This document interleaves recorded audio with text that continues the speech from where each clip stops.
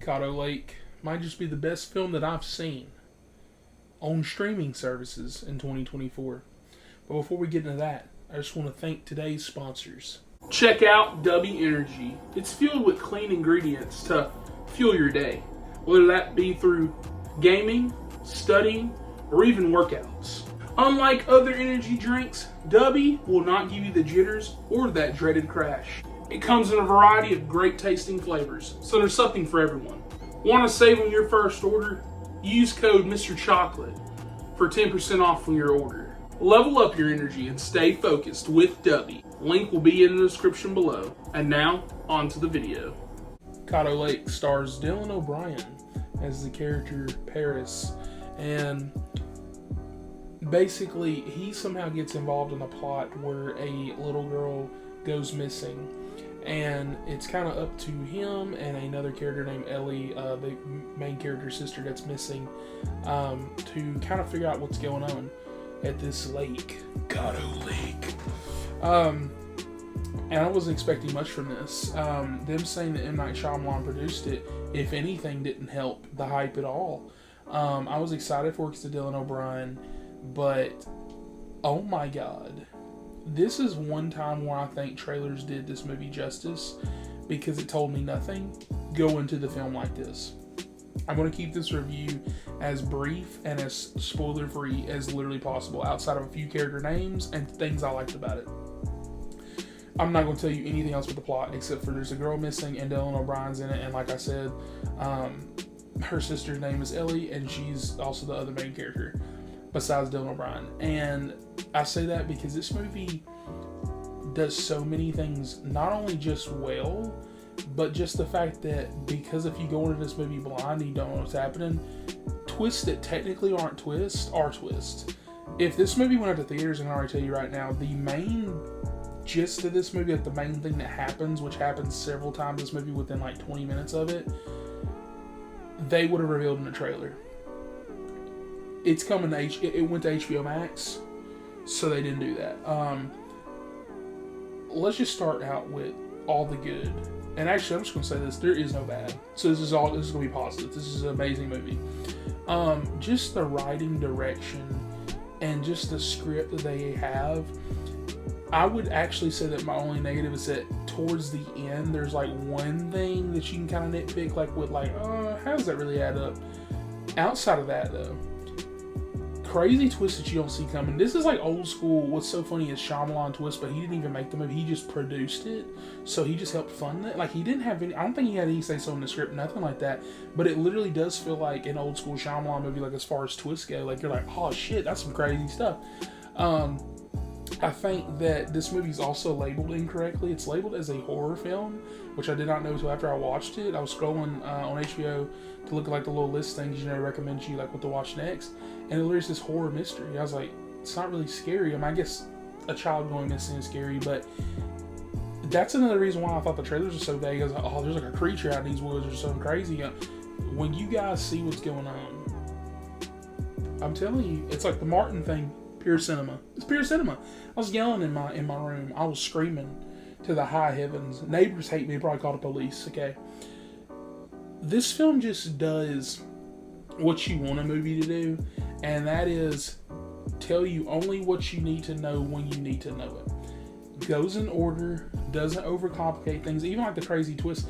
It's complicated, but like it just goes, hey, this is what it is. We're not going to explain it. Not going to over-explain it. We're just going to give you this information. That's it. Even like I said, the one little tiny thing that I kind of nitpicked at the end, that's just kind of what I'm like, oh, like, if you really think about that. But like the movie's just like, hey, here this information is. This is crazy, here you go. Dylan O'Brien gives a damn good performance, which is kind of crazy to say because just like his, or I would say his co-star, I don't know if he's ever played in a movie with her before, but Samara Weaving, it reminds me a lot of her character in Azrael earlier last month, and I don't know, this month. God, there's so many movies that came out, but yeah, like she in that movie, really didn't talk that much, whatever, and actually at all. But in this movie, he has dialogue, but it's like only when the plot needs to be driven. Like And that's why I love so much about this writing, where it's like characters aren't just saying dumb shit just to say it. They aren't just doing dumb stuff to just do it. You know, his character has a purpose in this movie, just like every character has a purpose. Like Lego bricks, they have a place they need to go in order to complete this puzzle. And his character does such a great job as Paris. When he finds out crazy things that happen in this movie, weird things, unexplained things, he has that kind of reaction, but he also has that knee-jerk effect of fight or flight. I gotta go do something about this. I don't have time to sit here and over-explain, try to figure out. And for the most part of this movie, his character and Ellie's character, which I think she did an amazing job as well. She definitely has more lines for sure. Both of their characters never actually cross paths, which I really thought was a nice little touch. And the thing I really love so much about their characters is that this isn't like a, you know, Dylan O'Brien's got folks with him looking for this kid. You know, she's got folks. It's not like that. Like, both of them don't really have that co-star. They're kind of on their own for the most part. And what they're seeing is what the viewer's seeing. So it's almost kind of like they're taking the viewer on for a ride. And the way that this lake is, like, you know, like it's kind of like the bayou. Like, you know, you got the little moss and stuff.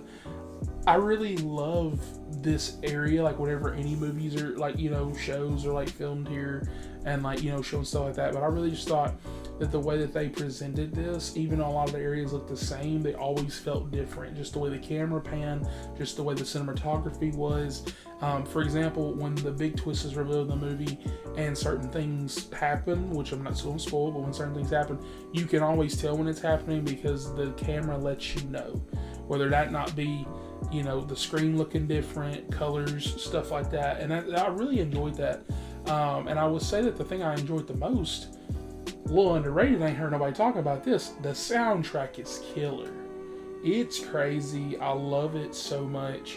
And I love everything about this movie, man. Like, it was so good. It's so refreshing to get something like this in Rebel Ridge, and it's what's inside. You know, Netflix got 2, and now HBO got 1. You know, streaming movies, I wish that all those movies I just named off came to theaters, especially Caddo Lake. I feel like out of the, which I know Shyamalan only produces, but I know he produced his, I believe it was his daughter's film, The Watchers. That should have went to streaming. This movie should have went to theaters. This movie was amazing. As of right now, I'm going to give this movie a 9.5 out of 10. I'm leaning towards that 10 out of 10, so just know, not going to count this as my final score, ironically. By the end of the year, you will know when I do my little Mr. Chocolate Awards, which I hope you guys tune in for. I will give a final score, only because as much as I love the twist, there's a few problems with it. There's definitely like those plot holes and stuff like that. But I just don't know. I've got to figure out where I'm ranking this movie if I want to fully give it a 10. But just initial thoughts, like literally just got done watching this movie 30 minutes ago. It's 9.5 for me. One of the best streaming movies that I've seen this year. I actually think it is the best streaming movie I've seen this year, which is why it's getting a 0.5 points above It's What's Inside. This movie's amazing. Go watch it right now. If you got HBO Max, you got it for free. If you got to pay for it, get the fucking free trial. Okay, watch this film. If you're a Dylan O'Brien fan, this might just be one of his best movies. And with that, please like and subscribe for more. And I will catch you guys on the next one. Feel my mom out there.